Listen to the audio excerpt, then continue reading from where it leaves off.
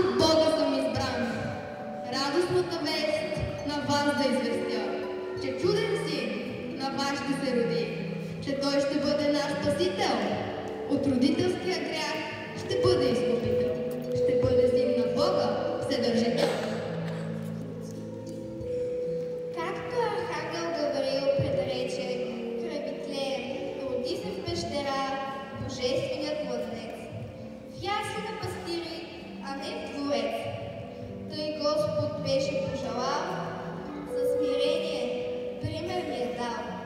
Пастири, събудете се, не бойте се сега. Аз идвам чудо да благовестя. Скритото на злия цар за вас ще бъде видно. Днес при този малък град роди се Господ, обещаният Спасител, на греховете ни човешки изкупител. Идете вие, пастирите избрани, да посрещнете с поклон и слава царя на царете. Повит в ясли, скромен и честит, лежи Марийният син, за враговете страховит.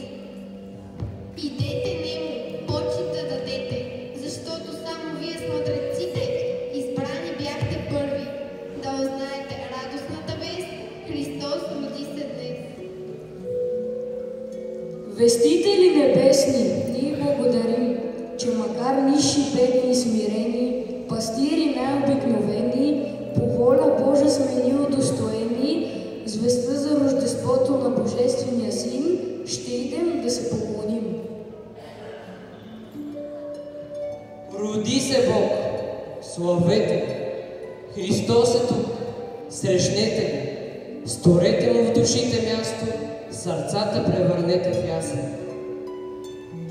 И направете му поклон, да влезне той във всеки дом, където мракът е витаял.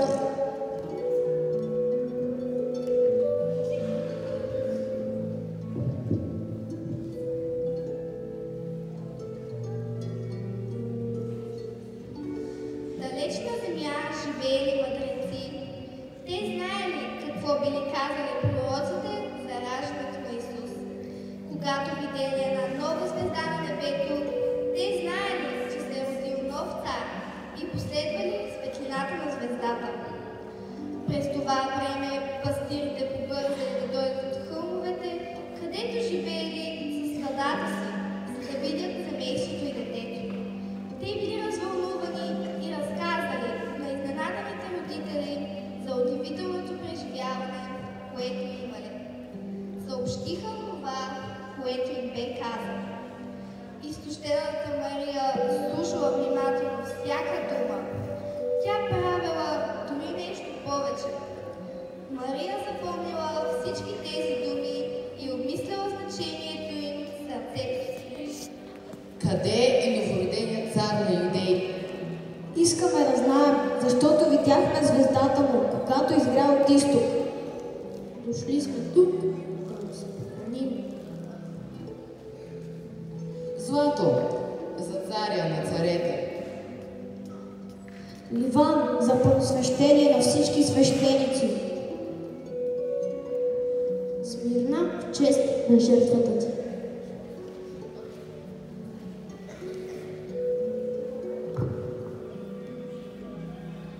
Трудности ще имаме в света, и болести, и смърт, и нищета. Но Бог изпрати утешител, за всички Той ще е спасител.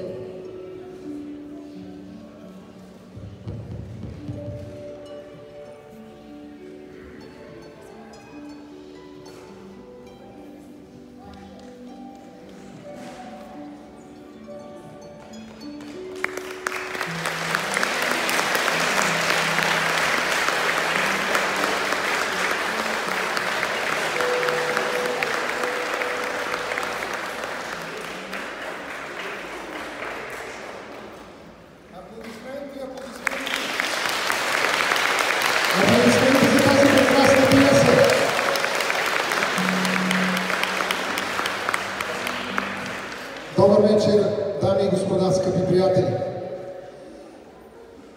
Идва Коледа.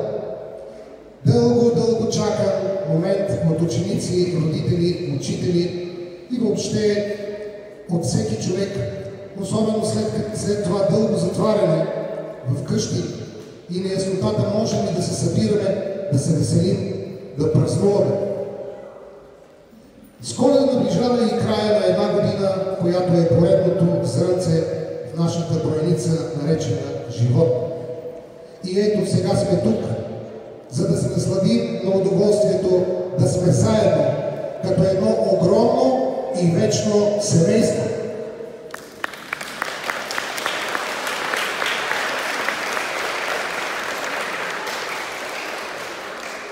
Трябва да ви призная, че всичко това нямаше да се случи, ако не беше уникалната подкрепа на един човек. Скъпи гости, моля да аплодирате най-всеотдайният човек, когото познавам. Директора на 176-то обединено училище Свети Свети Кирил и Методий, господин Николай Радулов.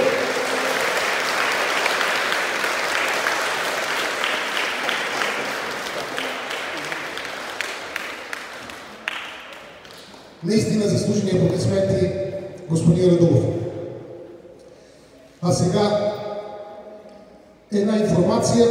Нашето училище участва в кампания Коледа в кутия за обувки. Който иска повече информация, може да я получи от Фейсбук страницата на училището. А сега ще поискам малко помощ. Трябва ми човек, който да сподели вълнението, което изпитвам като водещ. И затова ще поканя една очарователна моя колежка. Моля, аплодирайте Андрея.